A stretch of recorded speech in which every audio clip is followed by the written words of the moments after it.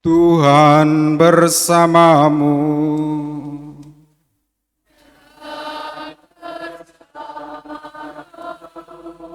Inilah Injil suci menurut Matius.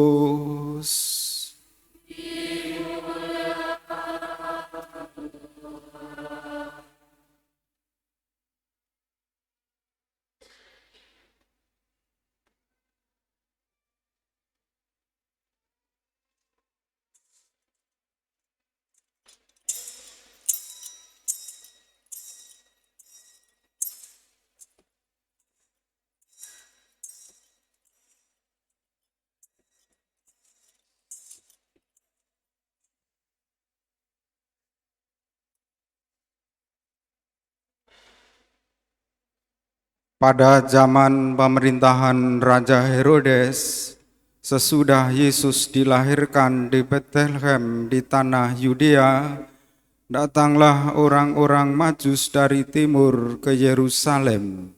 Mereka bertanya-tanya, "Di manakah dia, raja orang Yahudi yang baru dilahirkan itu? Kami telah melihat bintangnya di timur dan kami datang untuk menyembah dia." Mendengar hal itu terkejutlah Raja Herodes beserta seluruh Yerusalem. Lalu dikumpulkannya semua imam kepala dan ahli Taurat bangsa Yahudi. Kemudian dimintainya keterangan dari mereka di mana Mesias akan dilahirkan.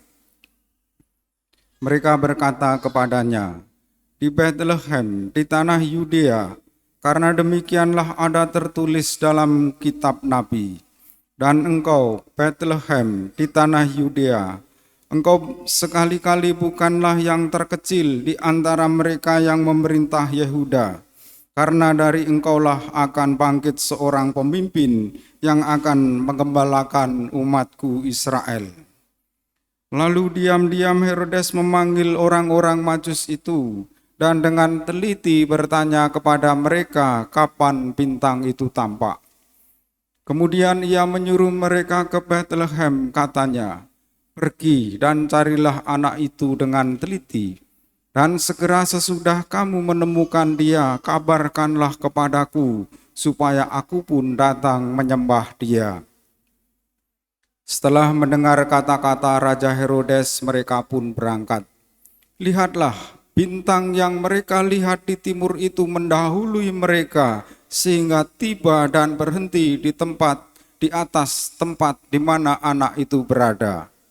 Ketika melihat bintang itu, mereka sangat bersukacita.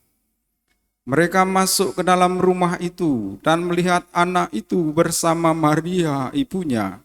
Lalu mereka sujud menyembah dia. Mereka pun membuka tempat harta bendanya dan mempersembahkan persembahan kepada anak itu, yaitu emas, dupa, dan mur.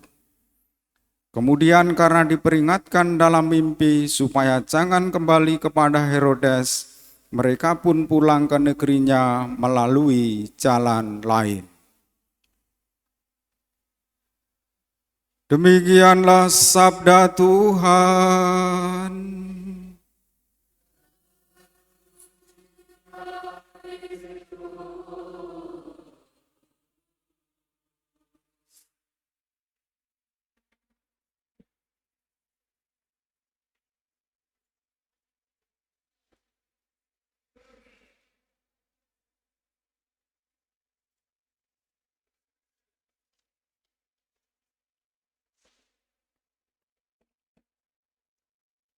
Umat Allah yang terkasih,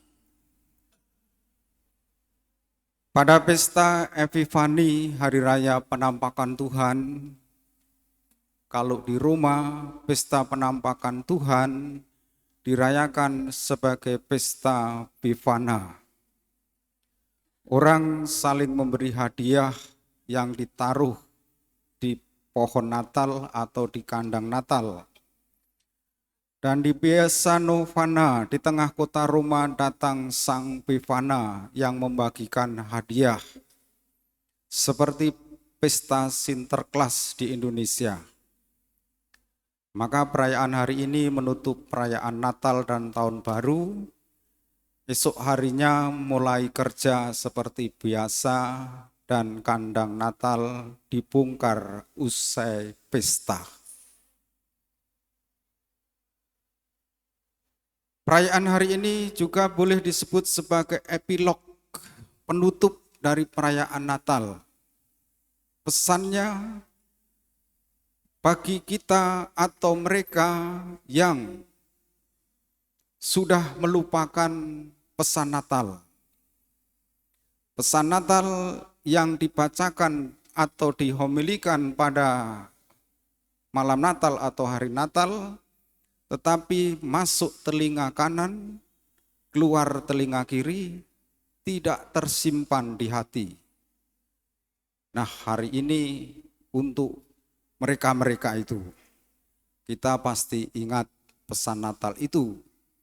Dan kalau saya rangkum sebenarnya hanya terdiri dari 3 hal penting. 1, jangan karena perbedaan pandangan politik kita bermusuhan. Yang kedua, jangan merusak alam pun jangan sekalipun membuang nasi atau makanan. Yang ketiga, bijaksanalah menggunakan media sosial. Maka dengan begitu kemuliaan bagi Allah dan damai di bumi. Tetapi pesan hari ini juga memberikan kepada kita, terutama untuk yang misa hari ini, yang sudah menguap 3 kali, nah itu boleh datang merayakan, memaknai ini. Karena saya lihat sudah ada yang lebih menguap dari 4 kali ikut misa ini. Atau untuk mereka yang lampu rumahnya terang benderang, tetapi pikirannya gelap, hatinya gelap. Atau untuk mereka yang cinta pertamanya bersemi kembali, setialah kepada pasanganmu. Atau untuk mereka yang kesehatannya agak terganggu, ekonominya terasa seret. Atau untuk mereka yang merasa harus berjuang sendiri, tetapi tidak menyerah kalah di tahun 2023. Datang kepada Yesus. Bayi Yesus masih di sana bersama ibunya. Pintunya masih terbuka. Kandang Natalnya masih menyala. Dan kalau kita belajar dari para sarjana dari timur, dalam tradisi memang mereka disebut 3 orang, Gaspar, Baltasar, dan Melkior. Itu sesuai dengan 3 macam persembahan, yaitu emas, dupa, dan mur. Tetapi mereka juga di sisi yang lain katanya sangat banyak. Kita tahu persembahan itu punya arti yang penting dalam kitab suci. Karena dalam tradisi gereja awal, emas dihubungkan dengan kemuliaan Yesus sebagai Raja.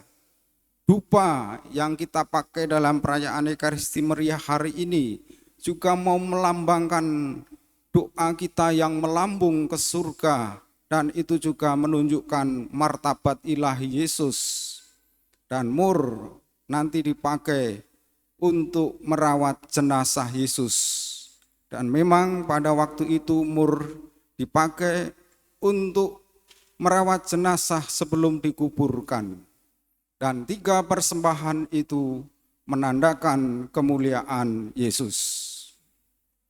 Pada hari raya penampakan Tuhan ini, mari kita bersyukur kepada Tuhan saat Tuhan mau didatangi manusia.